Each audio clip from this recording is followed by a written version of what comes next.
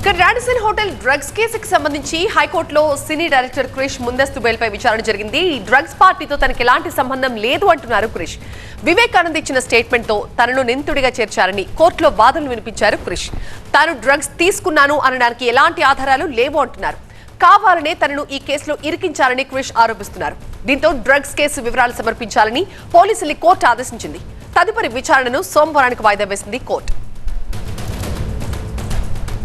ఈ వాదనలకు సంబంధించి మరింత సమాచారం మా ప్రతినిధి ప్రణీత అందిస్తారు. ప్రణీత, రాడిసన్ హోటల్లో A10 గా డైరెక్టర్ క్రిష్ పేరు ఉంది. సో ఇప్పటికే పోలీసులు అతనికి నోటీసులు జారీ చేశారు. అయితే పోలీసులు తనని అరెస్ట్ చేయకుండా ఉండేందుకు హైకోర్టులో ఒక రిట్ పిటిషన్ని కూడా దాఖలు చేశాడు. సో ప్రజెంట్ మనం చూస్తున్నాము క్రిష్కి సంబంధించినటువంటి పిటిషన్ ఇది. ఇక్కడ మనం చూడొచ్చు క్రిష్ పిటిషనర్గా ఉన్నాడు. మొత్తం పలు అంశాలను పేర్కొంటూ పోలీసులు తనని అరెస్ట్ చేయకుండా ఉండాలంటూ కూడా ఈ పిటిషన్ని ఫైల్ చేశాడు. అయితే ఈ పిటిషన్లో ప్రధానంగా క్రిష్ కొన్ని అంశాలను పేర్కొన్నాడు. క్రిష్ని నిందితుడిగా చేర్చింది కేవలం ఒక నిందితుడు A1గా ఉన్నటువంటి గజ్జల వివేకానంద ఇచ్చినటువంటి కన్ఫెషన్ ఆధారంగా అతన్ని నిందితుడిగా చేర్చారు.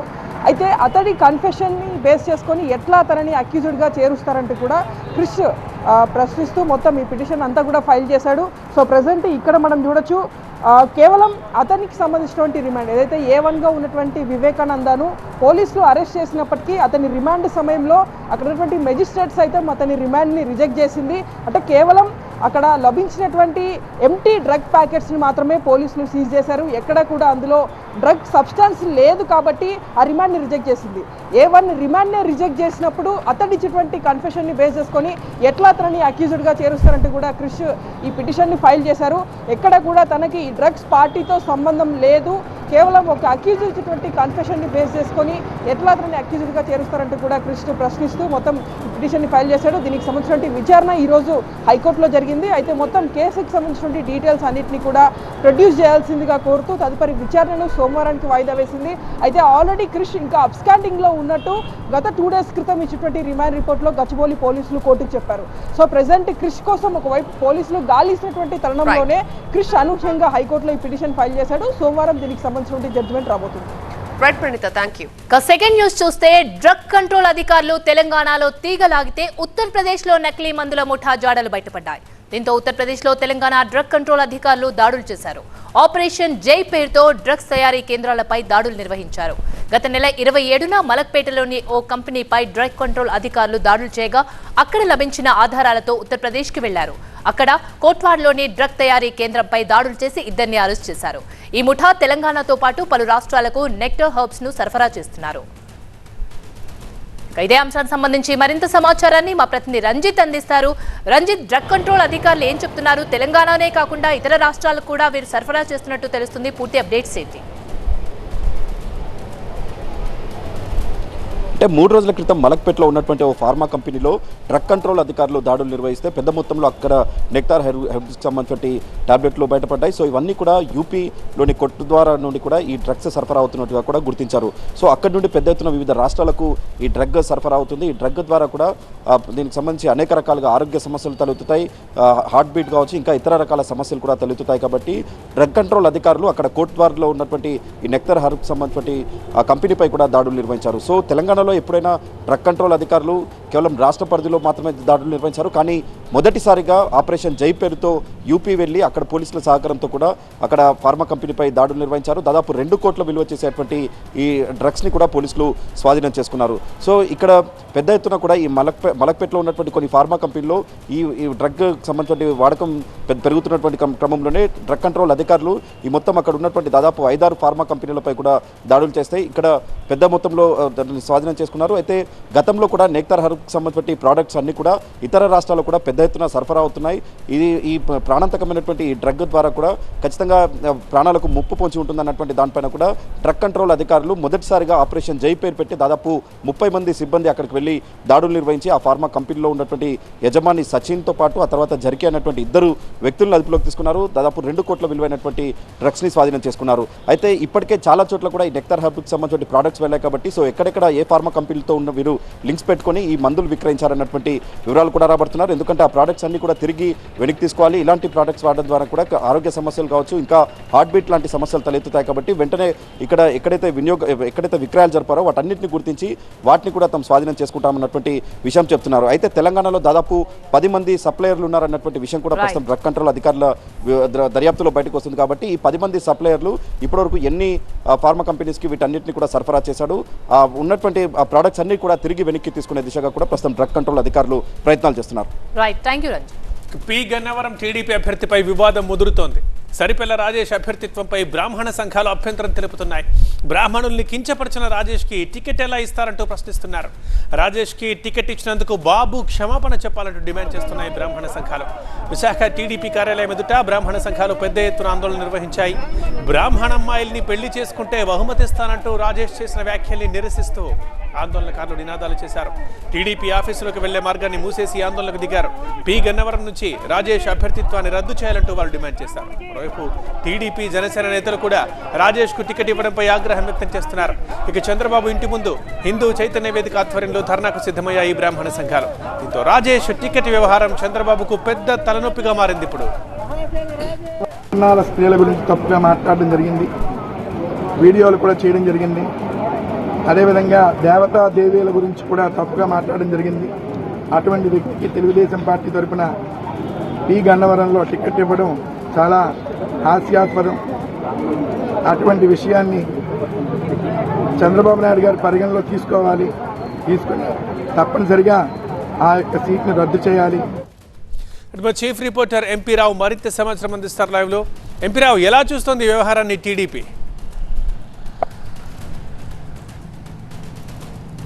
అంటే మొదటి జాబితాలో పి గన్నవరం టికెట్ను సరిపిల్ల రాజేష్కు టీడీపీ అధిష్టానం కేటాయించింది. అయితే రాజేష్కు టికెట్ని కేటాయించడాన్ని మొదటి నుంచి కూడా బ్రాహ్మణ సంఘాలు వ్యతిరేకిస్తూ వస్తున్నాయి. మొదట్లో అంటే ఆ టికెట్ జనసేన టీడీపీ కేటాయించడం పట్ల జనసేన నేతలు అభ్యంతరం వ్యక్తం చేశారు. ఆ తర్వాత నుంచి ఇదంతా కూడా బ్రాహ్మణ సంఘాల మీదకు డైవర్ట్ అయింది. గతంలో సరిపిల్ల రాజేష్ హిందువుల మీద చేసినటువంటి వ్యాఖ్యలతోటి, అలాగే కేవలం బ్రాహ్మణుల మీద చేసినటువంటి వ్యాఖ్యల మీద క్షమాపణ కోరుతూనే అసలు ఆ టికెట్ను వెంటనే రద్దు చేయాలని చెప్పేసి కూడా టీడీపీని డిమాండ్ చేస్తున్నటువంటి పరిస్థితి. దాంట్లో భాగంగానే పి గన్నవరంలో బ్రాహ్మణ సంఘాలు ధర్నా చేశాయి. అలాగే ఈరోజు విశాఖపట్నంలో టీడీపీ కార్యాలయాన్ని కూడా బ్రాహ్మణ సంఘాల ఆధ్వర్యంలో బ్రాహ్మణ మహిళలు కూడా టీడీపీ కార్యాలయాన్ని ముట్టడించారు. టీడీపీ కార్యాలయం గేట్లు మూసివేసి ఆందోళన కూడా దిగినటువంటి పరిస్థితి. అలాగే విజయవాడలో కూడా బ్రాహ్మణ చైతన్య వేదిక ఆధ్వర్యంలో నిరసనకు పిలుపునిచ్చారు. రేపు లేదా ఎల్లుండి చంద్రబాబు నివాసాన్ని కూడా ముట్టడిస్తాము, సరిపిల్ల రాజేష్కి ఇచ్చినటువంటి టికెట్ను క్యాన్సిల్ చేయాలి, బ్రాహ్మణులను కించపరుస్తూ కూడా రాజేష్ చేసినటువంటి అటువంటి వ్యాఖ్యలు బ్రాహ్మణులు కించపరిచే విధంగా ఉన్నాయి. ఇటువంటి వారిని ప్రోత్సహించి చట్టసభల్లోకి తీసుకురావడం సరైన పద్ధతి కాదు. రాజేష్ స్థానంలో వేరొకరికి టికెట్ ఇవ్వాలంటూ కూడా బ్రాహ్మణ చైతన్య వేదిక కూడా డిమాండ్ చేస్తున్నటువంటి పరిస్థితి. గతంలో బ్రాహ్మణ యువతులను ప్రేమించి పెళ్లి చేసుకున్నటువంటి దళితులకు కానీ క్రిస్టియన్స్ కానీ ₹1,00,000 ఇస్తానంటూ కూడా సరిపిల్ల రాజేష్ కామెంట్ చేశారు. అంతేకాకుండా బ్రాహ్మణిజాన్ని ప్రశ్నించాలి అంటూ కూడా అంబేద్కర్ వ్యాఖ్యలు చేశారు అంటూ కూడా రాజేష్ చెప్తుందంతా కూడా అబద్ధము. ఎప్పుడు కూడా అంబేద్కర్ అటువంటి వ్యాఖ్యలు చేయలేదు, ఇది కేవలం ప్రచారం కోసం మాత్రమే చేస్తున్నారంటూ కూడా బ్రాహ్మణ సంఘాలు చెప్పుకొస్తున్నటువంటి పరిస్థితి. వెంటనే రాజేష్కి ఇచ్చినటువంటి టికెట్ను అభ్యర్థిత్వాన్ని రద్దు చేసుకుని వేరొకరికి టికెట్ ఇవ్వాలి, లేదంటే చంద్రబాబు నివాసాన్ని కూడా ముట్టడిస్తామంటూ కూడా బ్రాహ్మణ చైతన్య వేదిక డిమాండ్ చేస్తున్నటువంటి పరిస్థితి. ఈ విధంగా రోజు రోజుకు కూడా బ్రాహ్మణ సంఘాలు రాష్ట్ర వ్యాప్తంగా కూడా రాజేష్ అభ్యర్థిత్వాన్ని వ్యతిరేకిస్తూ కూడా ఆందోళనలు నిరసనలకు పిలుపునిస్తున్నటువంటి పరిస్థితుల్లో మరి టీడీపీ అధిష్టానం రాజేష్ టికెట్ విషయంలో ఎలాంటి నిర్ణయం తీసుకుంటున్నది కూడా చూడాలి. ఒక్క బ్రాహ్మణులనే కాకుండా అగ్రవర్ణాల యువతులకు సంబంధించి కూడా రాజేష్ గతంలో వ్యాఖ్యలు చేశారు. సో ఇలాంటి వారిని ప్రోత్సహించడం వల్ల అగ్రవర్ణాలను కానీ బ్రాహ్మణులను కానీ కించపరిచే వారిని ప్రోత్సహించినట్లు అవుతుంది. కాబట్టి వెంటనే రాజేష్ అభ్యర్థిత్వాన్ని ఆ టికెట్ని క్యాన్సిల్ చేసి మరొకరికి ఇవ్వాలి, లేదంటే చంద్రబాబు నివాసాన్ని ముట్టడిస్తామని చెప్పి కూడా హెచ్చరిస్తున్నటువంటి పరిస్థితుల్లో మరి చంద్రబాబు ఈ విషయంలో ఎలాంటి నిర్ణయం తీసుకుంటారనేది కూడా చూడాలి. రైట్ ఎంపీ రావు. ఇక ధరణిపై తెలంగాణ ప్రభుత్వం కీలక నిర్ణయం తీసుకుంది. ధరణి సమస్యల పరిష్కారానికి ప్రత్యేక సదస్సులు ఏర్పాటు చేసింది. ఇవాల్టి నుంచి ఈ నెల 9 వరకు ఈ పరిష్కార కేంద్రాలు ఓపెన్ గా ఉంటాయి. రాష్ట్ర వ్యాప్తంగా ఉండే ఈ పరిష్కార కేంద్రాలు ధరణిలో వచ్చే సమస్యలను పరిష్కరిస్తాయి. ధరణి సమస్యల పరిష్కారానికి ప్రభుత్వం తహసీల్దార్, ఆర్డీఓ, అడిషనల్ కలెక్టర్లతో కమిటీలు వేసింది. ఒక టైం లైన్ విధించి ఆ లోపల పెండింగ్ అప్లికేషన్లను క్లియర్ చేయాలని అధికారుల్ని ఆదేశించారు సీఎం రేవంత్ రెడ్డి. ధరణిని అడ్డం పెట్టుకుని ఆక్రమించిన ప్రభుత్వ భూముల విషయంలో కఠినంగా వ్యవహరించాలని ఉన్నతాధికారులకు సీఎం ఆదేశాలు జారీ చేశారు. ఆధార్ నంబర్ మిస్ మ్యాచ్, రైతుల పేర్లు తప్పుగా ప్రచురింపబడి ఆగిపోయిన అప్లికేషన్స్, ఫోటో మిస్ మ్యాచ్ వంటి పెండింగ్ అప్లికేషన్లను సత్వరమే పరిష్కరించాలని సూచించారు. ఇక దరఖాస్తుదారుడి భూమి విలువ 5 లక్షల్లోపు ఉంటే ఆర్డీఓ, 5 లక్షల నుంచి 50 లక్షల్లోపు ఉంటే కలెక్టర్లు, 50 లక్షలకు పైనుంటే సీసీఎల్ఏ ఆ దరఖాస్తులను పరిష్కరిస్తాయి. ప్రస్తుత ఉత్తర్వుల ప్రకారం ఒక దరఖాస్తును ఆమోదించినా తిరస్కరించినా అందుకు కారణాలను స్పష్టం చేయాల్సి ఉంటుంది. మరింత సమాచారం మా ప్రతినిధి శ్రవణ్ అందిస్తారు. శ్రవణ్, ఈ కేంద్రాల పనితీరు ఎలా ఉంది? ఫస్ట్ డే ఎన్ని ధరణి సమస్యలు పరిష్కారమయ్యాయి? ధరణి సదస్సులకు సంబంధించి సీసీఎల్ఏ నిన్న మార్గదర్శకాలను విడుదల చేసింది. మార్గదర్శకాల అనుగుణంగా ఈరోజు జిల్లా స్థాయిలో మండల స్థాయిలో కమిటీలను ఏర్పాటు చేయడంతోనే మొదటి రోజు గడిచిపోయిందని చెప్పాలి. మొత్తం 2.45 లక్షల ధరణి అప్లికేషన్స్ పెండింగ్లో ఉన్నాయి కాబట్టి వాటిని ఎలా సార్ట్అవుట్ చేయాలి, ఎలా పరిష్కరించాలనే దిశగా ఈరోజు కలెక్టర్లు మండల స్థాయిలో అధికారులతో, రెవెన్యూ అధికారులతో వీడియో కాన్ఫరెన్స్ నిర్వహించారు. ప్రతి మండలానికి ఎంఆర్ఓ ఆర్ డిప్యూటీ ఎంఆర్ఓ అంటే తహసీల్దార్, డిప్యూటీ తహసీల్దార్ సమక్షంలో 2 టీంలను ఏర్పాటు చేయాలని నిర్ణయించారు. 2 టీంలను ఏర్పాటు చేశారు. తహసీల్దార్, డిప్యూటీ తహసీల్దార్ ఈ టీంలకు హెడ్లుగా వ్యవహరిస్తారు. ఒక్కొక్క మండలంలో 8 నుంచి 10 లేదంటే 12 మ్యాక్సిమం గ్రామాలు ఉంటాయి కాబట్టి 2 నుంచి 3 గ్రామాలను ఒక్కొక్క టీము అడాప్ట్ చేసుకోవాల్సి ఉంటుంది. చేసుకున్న టీమ్స్ అన్ని కూడా రేపటి నుంచి క్షేత్రస్థాయిలోకి ఫీల్డ్లోకి వెళ్ళి అప్లికేషన్స్ని వెరిఫై చేసి వాటిని సమస్యలకు ఎటువంటి పరిష్కారాలు చూపించాలి, పరిష్కారం చూపించిన వెంటనే దాన్ని డిజిటల్గా రికార్డ్ చేయడం అనే పని, యాక్చువల్ పని రేపటి నుంచి ప్రారంభం అవుతుందని చెప్పాలి. అయితే ఇప్పటివరకు వచ్చిన 2.45 లక్షల ఏవైతే పెండింగ్ అప్లికేషన్స్ ఉన్నాయో ఎంఆర్ఓ స్థాయిలో ఉన్న వాళ్ళందరూ కూడా అన్ని మండలాల్లో ఎటువంటి అప్లికేషన్స్ వచ్చే అప్లికేషన్స్ని సమస్యల వారీగా, గ్రామాల వారీగా ఇప్పటికే ఈరోజు సెగ్రిగేట్ చేసి పెట్టారు. అప్లికేషన్స్ అన్నింటినీ కూడా రేపటి నుంచి ఒక్కొక్క అప్లికేషన్ని తీసుకొని అవసరమైతే ఈ కమిటీ మెంబర్స్ ఎవరైతే ఉన్నారో ఆ కమిటీలో ఉన్న సభ్యులు ఫీల్డ్లోకి వెళ్ళి ఆ ల్యాండ్ను, అదే డిస్ప్యూట్ ఉన్న ల్యాండ్ను, ధరణి అప్లికేషన్ ఉన్న ల్యాండ్ను క్షేత్రస్థాయిలో పరిశీలిస్తారు. పరిశీలించి అందుకు సంబంధించి ఏమన్నా మార్పులు చేర్పులు చేయాలా, తమ స్థాయిలో ఉందా, పై స్థాయిలో ఉందా అంటే గ్రామ స్థాయిలో ఉందా, మండల స్థాయిలో ఉందా, లేదంటే కలెక్టర్ స్థాయిలో ఉందా, లేదంటే సీసీఎల్ఏ స్థాయిలో ఉందా, సమస్యను గుర్తించి వాళ్ళ స్థాయిలో బట్టి ఎవరి స్థాయిలో వాళ్ళని సమస్యలను పరిష్కరిస్తారు.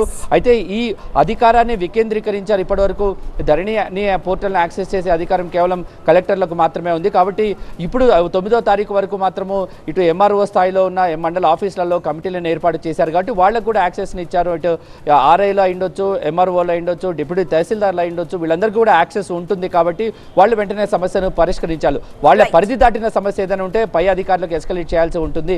అయితే ఈ అధికారాన్ని వికేంద్రీకరించిన దగ్గర ఎక్కడైనా పొరపాట్లు జరుగుతాయనే సందేహం లేకుండా ఎక్కడ ఏ పొరపాటు జరిగినా కూడా వెంటనే పై అధికారులకు సమాచారం వచ్చే విధంగా ఒక నెట్వర్క్ని ఏర్పాటు చేశారు. ఏ చిన్న పొరపాటు జరిగినా కూడా పై స్థాయి అధికారి మీద కఠినమైన చర్యలు తీసుకుంటామని ఇప్పటికే ప్రభుత్వం ఆదేశాలను జారీ చేసింది. రేపటి నుంచి యాక్చువల్గా అప్లికేషన్ల పూర్తి స్థాయి వెరిఫికేషన్ స్టార్ట్ అవుతుందని చెప్పాలి.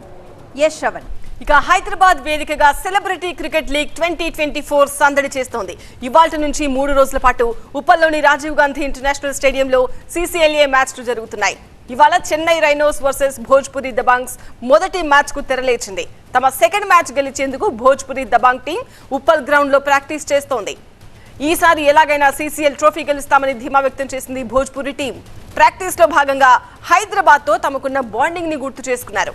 హైదరాబాద్ వెదర్, ఇక్కడ ఫ్రెండ్స్, ఇక్కడ ఫుడ్ ఎంతో నచ్చుతాయని అంటున్నారు. తెలుగు ఇండస్ట్రీలో తమకు మంచి ఫ్రెండ్స్ ఉన్నారని, తెలుగు వారియర్స్ కెప్టెన్ అఖిల్ అక్కినేని ఎంత బాగా ఆడతారో అంత మంచి వ్యక్తి అని దబాంగ్ టీం చెబుతోంది. టీం నేను ప్రతినిధి ఎలెందర్ మరింత సమాచారం అందిస్తారు. ఎలెందర్, హైదరాబాద్ ఉప్పల్ స్టేడియంలో సెలబ్రిటీ క్రికెట్ లీగ్ సందడి ఎలా ఉంది? రైట్, ఈ రోజు నుంచి ఇప్పటికే ఒక మొదటి మ్యాచ్ దాదాపుగా ఎండింగ్కి వస్తుంది. భోజ్పూర్ దబాంగ్స్ అదేవిధంగా చెన్నై రైనర్స్ టీం మ్యాచ్ ఆడుతున్నారు. సెకండ్ ఇన్నింగ్స్ కూడా పూర్తిగా వస్తుంది. ఈ మ్యాచ్ దాదాపుగా 2 ఇన్నింగ్స్, ఒక్కొక్క టీం 2 ఇన్నింగ్స్ చొప్పున మ్యాచ్లు ఆడుతున్నాయి. సో దాదాపుగా రెండో ఇన్నింగ్స్ కూడా ఎండ్ కాబోతుంది. అయితే మరికొద్ది సేపట్లో అందరూ చాలా ఇంట్రెస్ట్గా, ఎందుకంటే హోమ్ గ్రౌండ్లో ఆడుతున్నటువంటి మ్యాచ్ కాబట్టి తెలుగు వారియర్స్ వర్సెస్ పంజాబ్ డిషర్ట్స్ మ్యాచ్ మరికొద్ది సేపట్లో ప్రారంభం కాబోతుంది. దీనికి సంబంధించి ఆ మ్యాచ్ని చూసేందుకు తమ నచ్చిన ఒక క్రికెటర్ కమ్ సెలబ్రిటీ అంటే సినిమా స్టార్ని చూసేందుకు ప్రేక్షకులు కూడా ఉప్పల్ స్టేడియానికి తరలి వస్తున్నారు. అయితే అందరూ కూడా ఇప్పటికీ మొదటగా దుబాయ్లో ఫస్ట్ సెషన్ కంప్లీట్ అయింది. సెకండ్ సెషన్ ఇప్పుడు హైదరాబాద్లో 3 రోజుల పాటు జరగనున్నాయి. దీంట్లో దాదాపుగా 6 టీమ్స్, అంటే ఉన్న 8 టీమ్స్లో 6 టీంలు హైదరాబాద్ వేదికగా ఒక్కొక్క మ్యాచ్ ఆడనున్నాయి. ఈరోజు తెలుగు వారియర్స్ మరికొద్ది సేపట్లో మ్యాచ్ ఆడబోతున్నాయి. తెలుగు వారియర్స్ ఒకటి, బెంగళూరు సంబంధించినటువంటి 2 టీమ్స్ కూడా 2 మ్యాచ్లు ఆడబోతున్నాయి. సో మొత్తానికి సెలబ్రిటీ క్రికెట్ లీగ్ను సందడి చేసేందుకు ఇటు క్రికెటర్స్ ఇక్కడికి కొలువుదీరారు. వాళ్ళ ఆట తీరుతో ప్రేక్షకుల్ని సందడి చేసేందుకు కూడా ఉత్సాహపరిచేందుకు కూడా ఇక్కడికి వస్తారు. సో వాళ్ళని చూసేందుకు తమ అబ్బాయిల నటనను చూసేందుకు కూడా ప్రేక్షకులు ఉప్పల్ స్టేడియానికి తరలి వస్తున్నారు. రైట్,